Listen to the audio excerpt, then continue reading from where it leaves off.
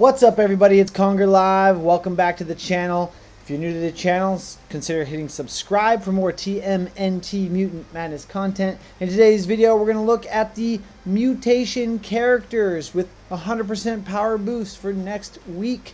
We get that sneak peek, and we'll take a look at their kits and talk about which ones we think are worth using and which ones we think are not. So with that, let's go get into it.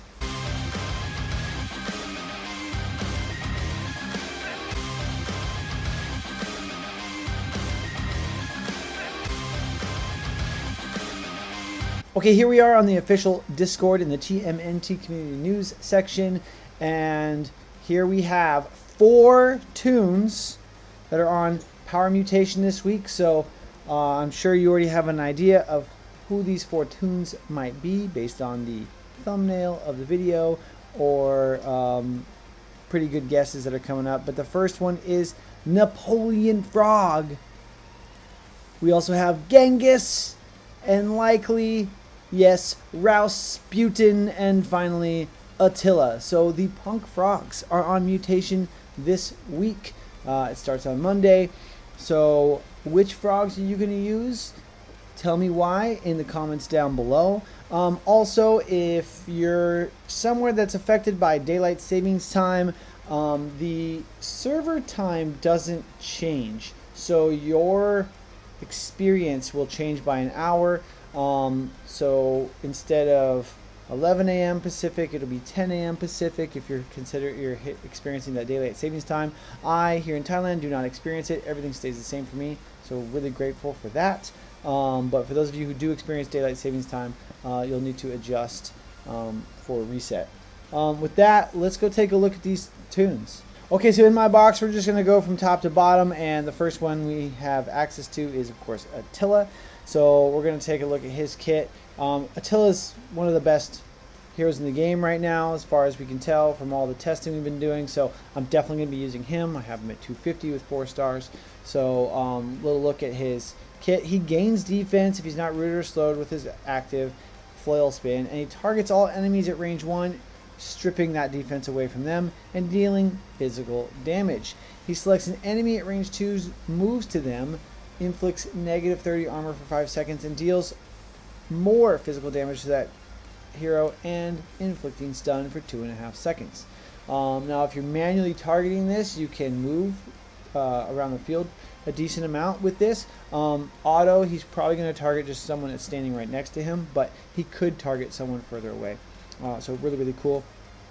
Flail spin, his belly flop auto skill. He gains armor and 80% stun and root resistance for 3 seconds. I know that I have witnessed him resist stuns and roots from stuns, specifically from like April or an opposing Attila or from Metalhead. So this skill is awesome. 80% is huge. And then he targets all energy at range 1 and deals some damage. Not bad at all. When attacking his shield breaker first passive, he takes away a bunch of defense and minus 4 armor for 30 seconds. This stacks. Inflict extra defense per strength. So he's going to strip a bunch of defense, and then he's going to inflict negative 4 extra armor to targets above 4 armor. So he's going to mitigate all that armor, making sure that he can get the most damage in as possible. Great for physical damage. And his other passive, croaking utility, all allies gain haste and +5 will for each other non-summoned ally that is not stunned or silenced. And this is not like at the beginning of battle, it's always. It's great. And then whenever an ally at or above 10 will uses the skill, it gives all allies defense. This is amazing. He's giving everybody the ability to attack faster, use their skills faster, gives them defense. Such a great skill. Croaking utility, amazing.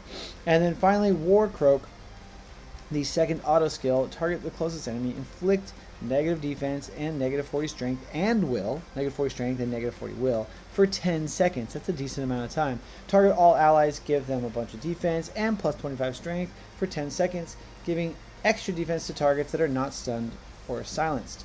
So he's just really like the best brawler support, which is his class in the game. And then of course his new equipment skill really complements his kit. He gains 30 strength and armor while not disarmed, and all enemies under 10 armor get negative 30 alertness. Pretty awesome. Pretty awesome. All right. The next punk frog that is in my box is Genghis. Now, I'm not sure if I'm going to use Genghis. I think the last time these guys came around, I ended up only using Attila. Genghis is probably even though was the best frog when there was only the two, him and Napoleon, I think he's probably the weakest of the frogs, but he's still a decent character. So let's take a look. He gains 70 armor for 3 seconds. Select an enemy at tower range 2. Move there, target all enemies within range 1. Deal physical damage, inflict slow for 4 seconds, and gain defense per enemy hit. So when he goes into the crowd, and when they gave him a rework a while back, they made it to where he would target the tile that had the most enemies around it, so he could gain the most defense, which is really, really nice, and also does more damage that way. So pretty cool. Definitely puts him into the thick of it, so he needs that armor. And then his heavy chop, he targets an enemy at range 1, deals a ton of physical damage, and extra damage per enemy armor. So Attila takes the armor away so they can get more damage in. He does more damage to armor, so they kind of complement each other. So if like one's not getting the work done, the other one will, kind of thing. But they don't really work well together, the way their kits read, unfortunately, because you would think the punk frogs kits would all complement each other, but it doesn't really work that way with these two. And then of course he does some extra damage if he's not disarmed. His first passive cleaving strikes when attacking deal 30 extra damage per enemy armor. Once again, he shreds anyone that has armor, any other tanks basically. Target other enemies at range 1 of Genghis and the target, deal physical damage, and after attacking, gain defense per enemy at range 1. So the more enemies around him, the more defense he gains, which is great. He likes being in the thick of it, but he really shines against other tanks. And then his Swamp Protector, after an enemy at range 1 attacks another ally, he gains 50 haste for 3 seconds. So this is really cool. And then if you get him up to 225, he's going to give alertness for 10 seconds to that ally. So he's going to be able to get his attacks off better. But this is the same kind of conditional statement that I don't like about Samurai Leo, which we talked about recently because his event is starting, is that something has to happen to an ally that he's standing next to. And that's like so much condition that it's not going to trigger often enough for this to really be a useful skill. It's kind of a waste. I wish it was a better. There was some better text available. And then his Stalwart stance, he gains 80 strength and 80 armor for 5 seconds, gain 20 extra armor per enemy at range 1. So this is great with him being in the thick of it, and how his auto is going to put him in the middle of the stuff.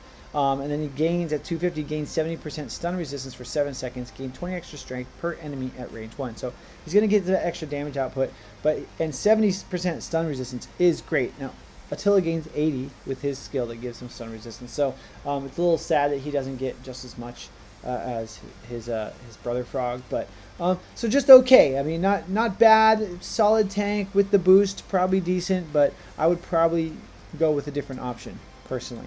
Now the next one that I have is my 3-star Napoleon. Now I don't have him leveled up at all, and so I won't be using him. Although with the reworks that he's did, real quick, let's go take a look at Genghis's equipment skill.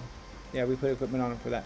So he gains 60 strength while not disarmed. All allies at range 1 get plus 15 armor. So a lot of his stuff says while not disarmed, and 60 extra strength is great. There's a decent amount of disarming characters out there, and ones that people will probably be using, like Shredder.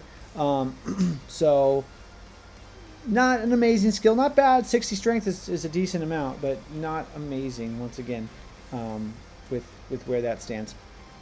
Okay, and Napoleon, select an enemy, deal physical damage, inflict disarm for 4 seconds. Target all enemies within range 1 of the target, inflict negative defense and negative 30 will for 6 seconds. This negative 30 will is really good. It's going to slow down the skills coming out from those enemies, which is pretty big. And he gains 50 haste for 6 seconds per enemy hit. So he can hit a bunch of enemies with this, giving himself tons of haste, which gives him more attacks, which gives him the ability to use his skills more often.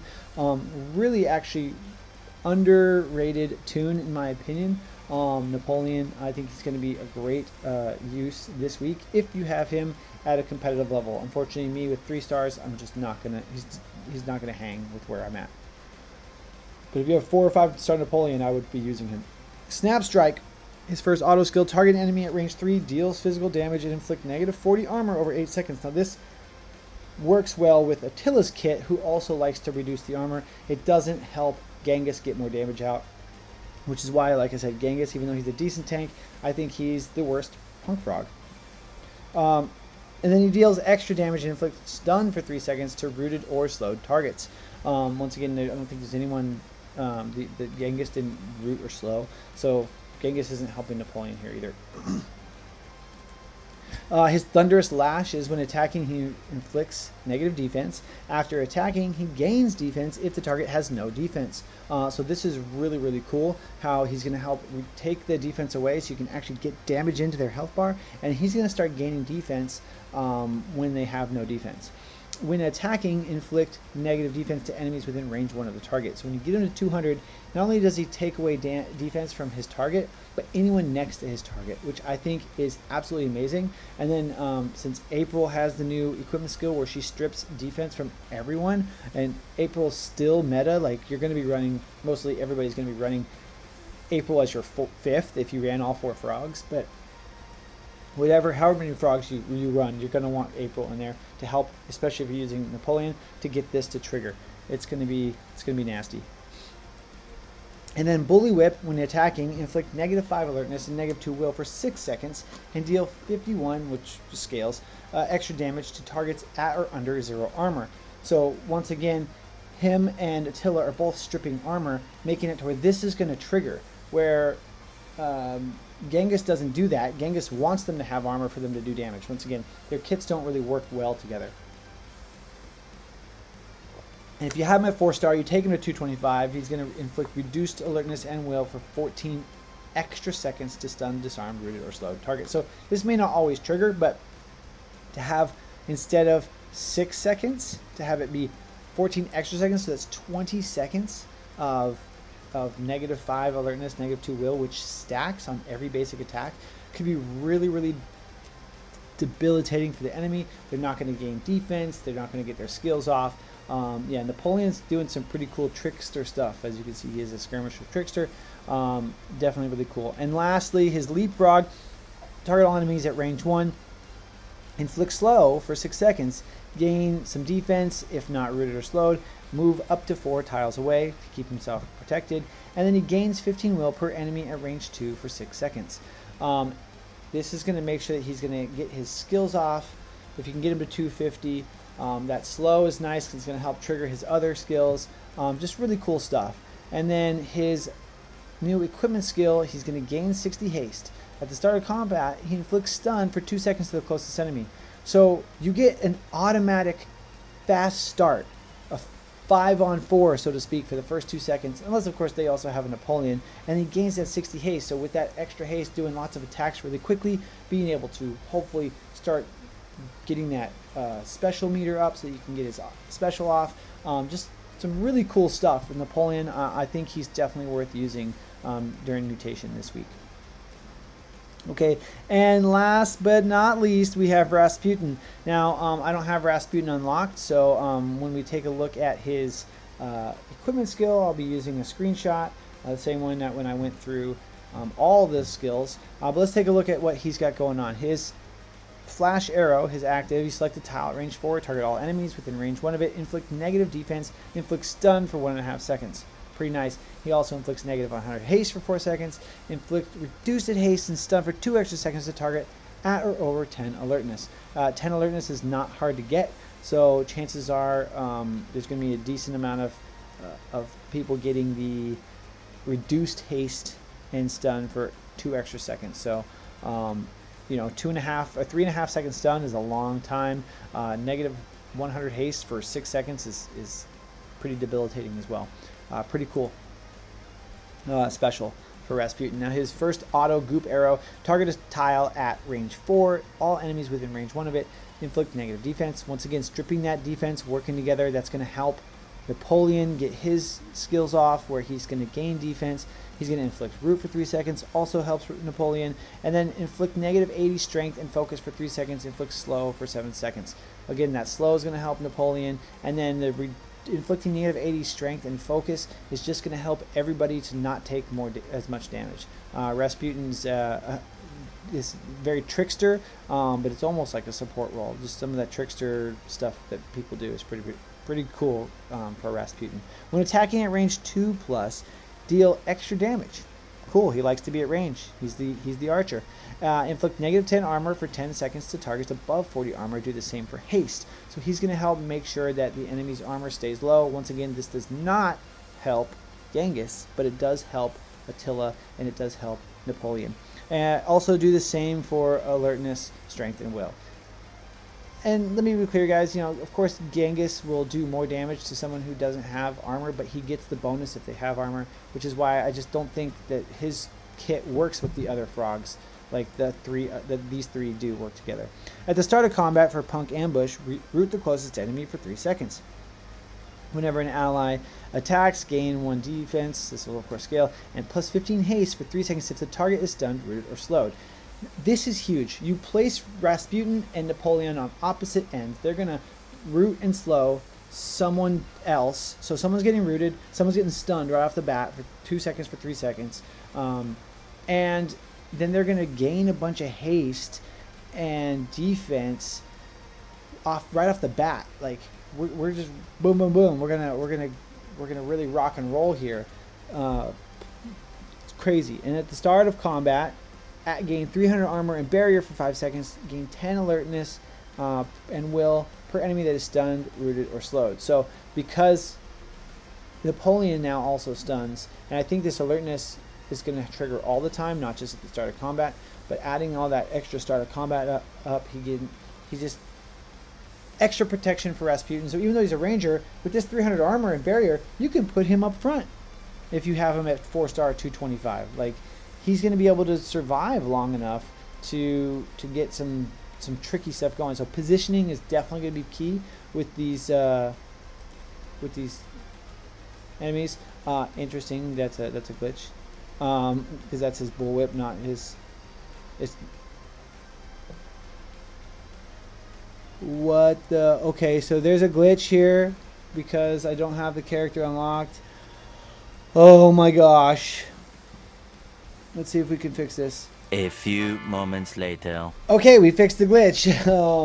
Blast arrow, target Attila at range 4, and all enemies within range 1 of it deal energy damage.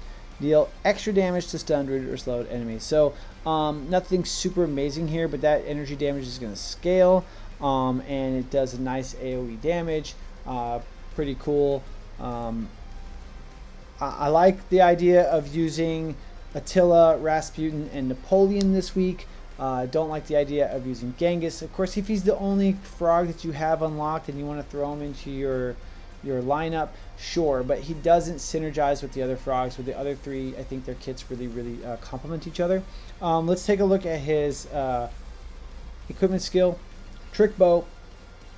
At the start of combat, gain 45 strength and focus and 90 haste for 5 seconds. So I'm not a huge fan of this only being at the beginning of combat, but Rasputin's got a bunch of beginning of the combat stuff, so he's making huge moves in the first 5 seconds, and then he's just kind of okay. But I know that from the last time these guys were on mutation, what Rasputin was causing things to happen was turning it into a 5-on-4 basically in the first 5 seconds, which is pretty huge. So that's it for the punk frogs. Let me know what you guys think about them in the comments down below. Which ones are you going to use? Which skills do you like the most? That's about it. Let's just game smarter here, guys. If you're new, thank you for sticking around. Please subscribe for more TMNT Mutant Madness content. Don't forget to ninja kick that like button, and we'll see you in the next video.